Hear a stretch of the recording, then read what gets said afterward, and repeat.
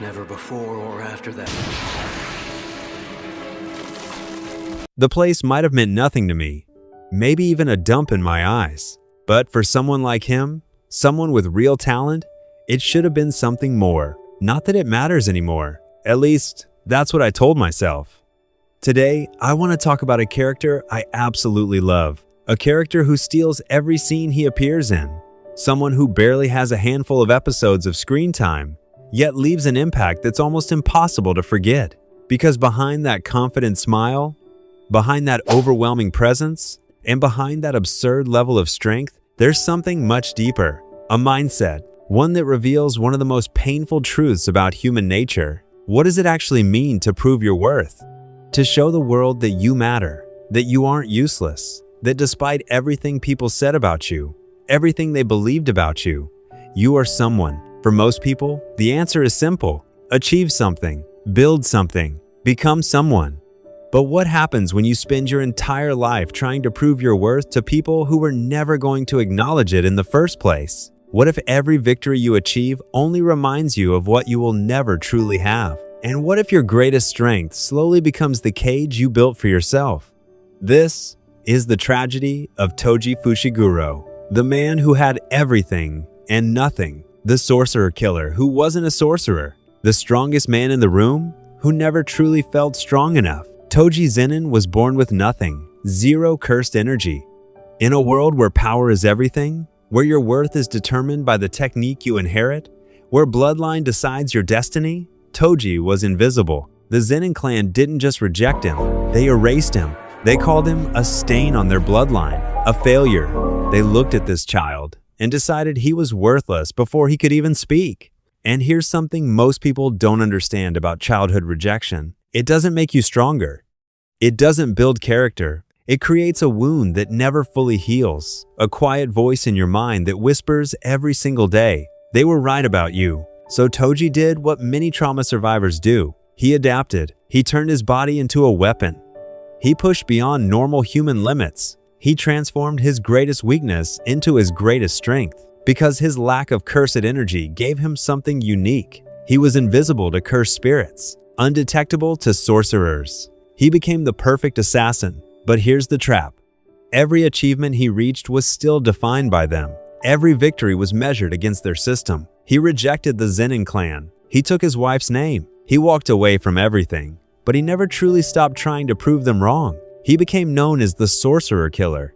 He took contracts to assassinate the very people who represented the world that rejected him. And with every kill, he was screaming the same message. "Look at me. See what I can do. I matter." But they never looked, because he was still playing their game. Still measuring his worth by their standards. Still seeking validation from people who had already decided he was nothing. Psychologists call this external validation. When your sense of self-worth depends entirely on how others see you. And it's a prison without walls. After his wife died, Toji completely fell apart. She was the only person who saw him as human. The only one who loved him without conditions. The only reason he had to live for something other than revenge. And when she was gone, everything collapsed. He gambled. He drank. He took assassination contracts for money he would immediately waste. He became the perfect image of a man who doesn't care about anything. But that isn't freedom. That's nihilism. Freedom is choosing what you value. Nihilism is pretending nothing has value because you're terrified of being hurt again. And then there's the moment that defines him the most. He sold his own son, Megumi, a child who would inherit the Ten Shadows technique, the very power the Zenin clan worshipped. Toji sold him to them. People call this heartless, cold, monstrous. But look closer. This wasn't cruelty. This was a man so convinced of his own worthlessness that he couldn't imagine himself being a good father. A man who truly believed the best thing he could do for his son was to stay away. Because maybe, just maybe, Megumi would have a better life without him. That's what low self-esteem does. It doesn't just hurt you. It makes you hurt the people who care about you because you can't believe you deserve their love. Then came the contract. The mission to assassinate the star plasma vessel, Riko Amanai. But the real challenge wasn't the girl. It was the one protecting her, Satoru Gojo, the Six Eyes, the Limitless, the strongest sorcerer of the modern era. Everything the Zenin clan respected, everything Toji would never be. And yet, Toji did the impossible.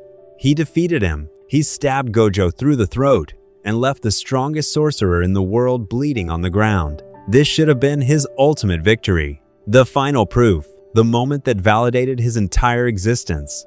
But look at his face. There's no joy, no peace, no satisfaction, because that's the problem with external validation. It never works. You can achieve everything, defeat everyone, prove yourself 1,000 times, and it will still never be enough. The voice in your head that says you're worthless doesn't care about evidence. Psychologists call this the hedonic treadmill. You keep running, keep achieving, keep proving yourself, but you never actually arrive. Because the problem isn't what you've done, it's how you see yourself. But Gojo didn't die. He awakened. He mastered reverse curse technique and became something even more terrifying. And when Gojo returned to face him again, Toji had a choice. He could run. The contract was already complete. He had already been paid. He could disappear and live freely, but he didn't, because it was never about the money. It was about proving something, proving that he, the man born with nothing, could defeat the man born with everything, because losing meant something unbearable. It meant they were right. It meant he was worthless.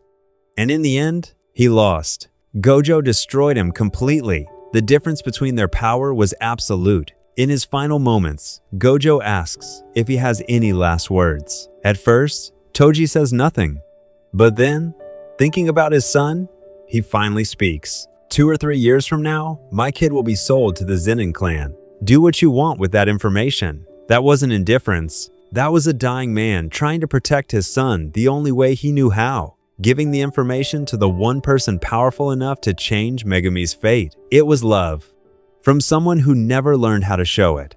Years later, during the Shibuya incident, Toji is brought back through a cursed technique. His body is summoned into a vessel, but his instincts, his heavenly restriction, overwrite the vessel's soul completely. And once again, Toji becomes what he always was. A weapon. He hunts sorcerers. He fights without hesitation until he encounters a young sorcerer, Megumi, his son, now grown, now powerful. Everything Toji never believed he could be. Toji asks him one question, "What's your name?" And Megumi answers, "Fushiguro, not Zenin, Fushiguro." And for the first time, Toji smiles. Because his son didn't inherit the name of the clan that destroyed him, he escaped that cycle. And in that moment, Toji does something unexpected. He kills himself. He stabs his own head, ending the resurrection before he can lose control and harm his son. His final words are simple. Not Zenin? Huh. Good. And for the first time in his entire life, Toji Fushiguro looks at peace. Not when he was winning, not when he was proving himself, but when he realized his son would live free from the cycle that destroyed him. Toji's story is a warning about what happens when your self-worth depends entirely on external validation. When you measure your life by the opinions of the people who hurt you. Today's world is obsessed with proving ourselves. Social media, status, recognition. We're all trying to defeat our own version of Satoru Gojo, trying to overcome the person who represents everything we think we're not. But Toji's story teaches something important. You can win every battle and still lose the war inside yourself. You can achieve everything and still feel empty. The tragedy of Toji Fushiguro isn't that he was weak, it's that he was incredibly strong and never believed it. True strength isn't proving you're not useless. True strength is knowing you have value, regardless of what anyone thinks. Sometimes the strongest thing you can do is stop trying to prove anything at all.